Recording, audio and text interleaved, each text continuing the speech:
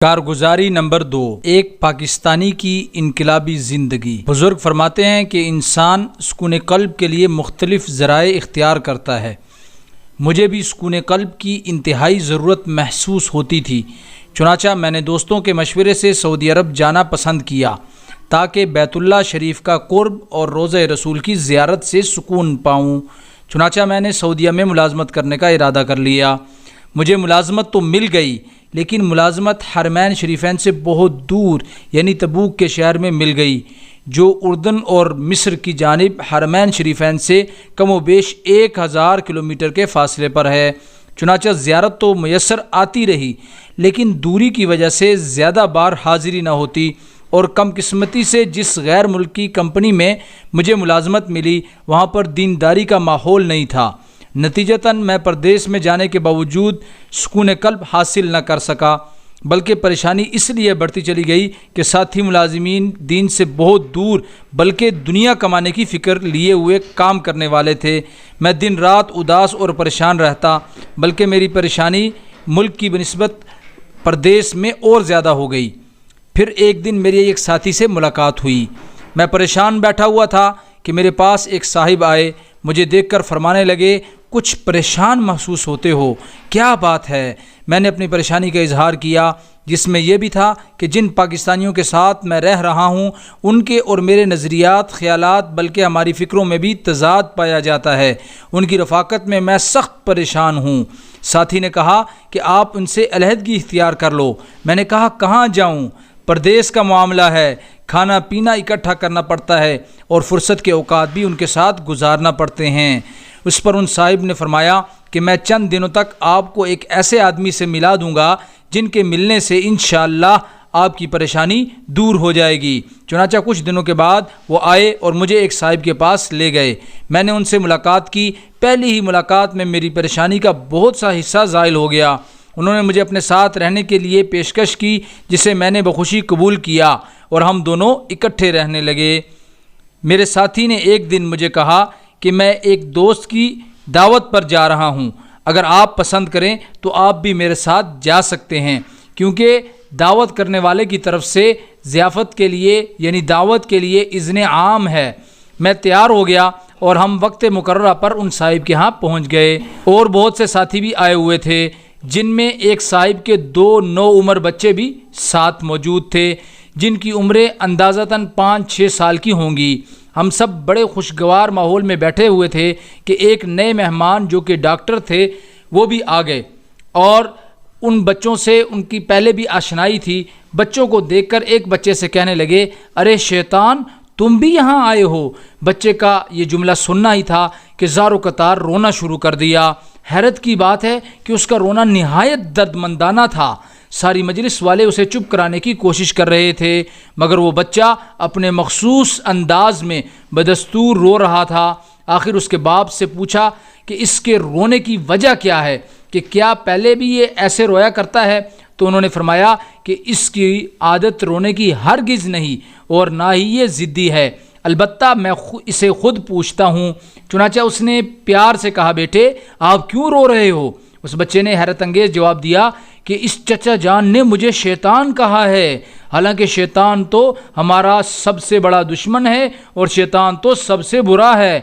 یہ سن کر شیطان کہنے والے ساتھی نے اپنا پینترا بدلا اور کہا، بیٹے دراصل میں نے آپ کو شیطان کا دشمن کہنا تھا، جلدی سے میرے منہ سے شیطان نکل گیا۔ اس پر وہ بچہ خاموش ہوا، لیکن مجلس کا رنگ بدل گیا۔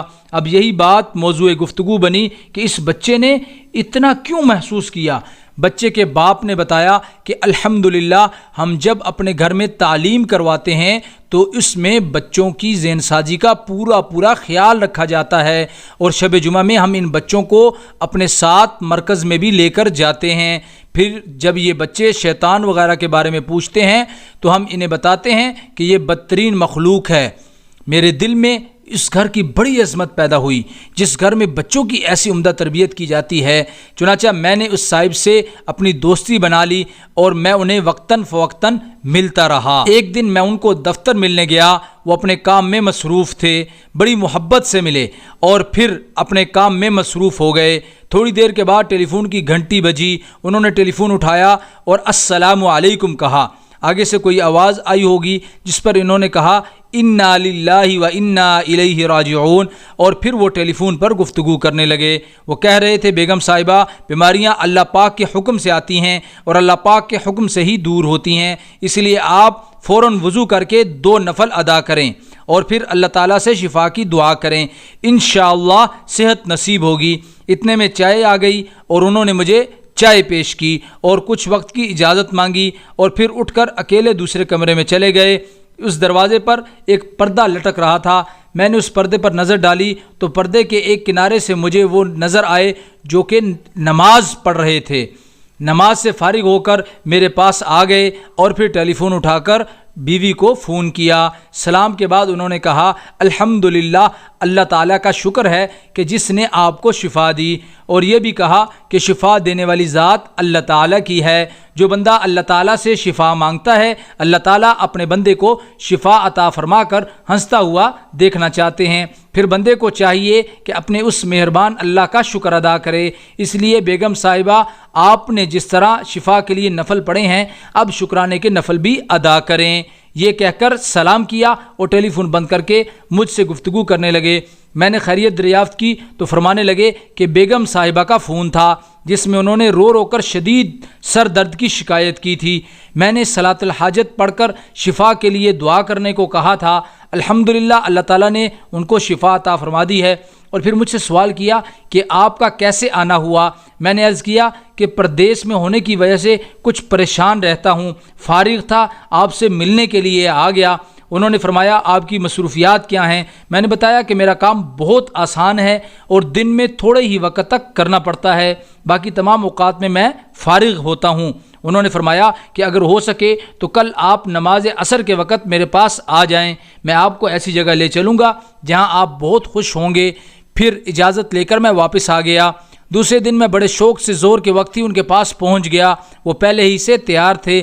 فرمانے لگے اچھا ہوا آپ جلدی آ گئے، ہم اپنی گاڑی میں بیٹھ کر چل دیے۔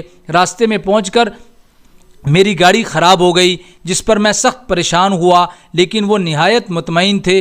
مجھے فرمانے لگے کہ آپ پریشان کیوں ہو گئے؟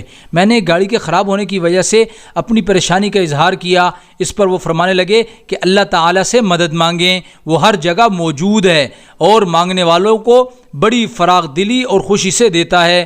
پھر ہم ایک ہوٹل پر بیٹھ کر چائے پینے لگے۔ ہم چائے بھی پی رہے تھے اور وہ صاحب اللہ تعالیٰ کے یقین کی باتیں بھی سنا رہے تھے اور اللہ تعالیٰ سے مدد مانگنے کی ترغیب بھی دے رہے تھے اور خود بھی اللہ تعالیٰ سے مدد مانگ رہے تھے۔ ہم ابھی چائے پی ہی رہے تھے کہ پیچھے سے ایک ٹرک آیا جو ہمارے پاس آ کر کھڑا ہو گیا اور اس میں سے ایک صاحب اترے جو ہمارے پرانے واقف کار تھے۔ ہمیں ملنے کے بعد کھڑا ہونے کی وجہ پوچھی جو ہم نے انہیں بیان کی۔ اس ٹرک میں ایک کاریگر بھی موجود تھا جس نے تھوڑے ہی وقت میں ہماری گاڑی ٹھیک کر دی اور ہم اپنی منزل کی طرف روانہ ہو گئے۔ جب ہم پہنچے تو وہ ایک کھلی مسجد تھی۔ میں نے پوچھا کہ یہ کون سی مسجد ہے اور ہم کس کو ملنے کے لیے یہاں آئے ہیں؟ انہوں نے فرمایا کہ یہ تبلیغی مرکز ہے جو پاکستان میں رائیونڈ والوں کی نسبت سے بنا ہوا ہے۔ ہم رات یہاں ٹھہریں گے، صبح واپس چلے جائیں گے۔ نمازیں پڑھیں اور پھر بیان سنا۔ جب بیان سنا تو مجھے ایسا محسوس ہوا کہ میں کسی بہت ہی حسین دنیا میں آ گیا ہوں، ایسی باتیں تو کبھی سننے میں نہ آئی تھیں۔ پھر میرا ساتھی مجھے اور ساتھیوں سے ملاتا رہا، جس ساتھی سے ملتے ایک نئے ہی لطف کا سما پیش ہوتا۔ رات گزاری، صبح کو پھر بیان تھا اور پھر میرے ساتھی نے واپس جانے کے لیے کہا، جس پر میں نے ان سے عرض کیا کہ اگر آپ برا نہ منائیں تو آپ جائیے، مجھے یہیں رہنے دیجیے۔ انہوں نے بتایا کہ یہ ہفتہ وار پروگرام ہوتا ہے، اب ہم اگلی جمعرات کو پھر آئیں گے، اور ہم واپس لوٹ آئے۔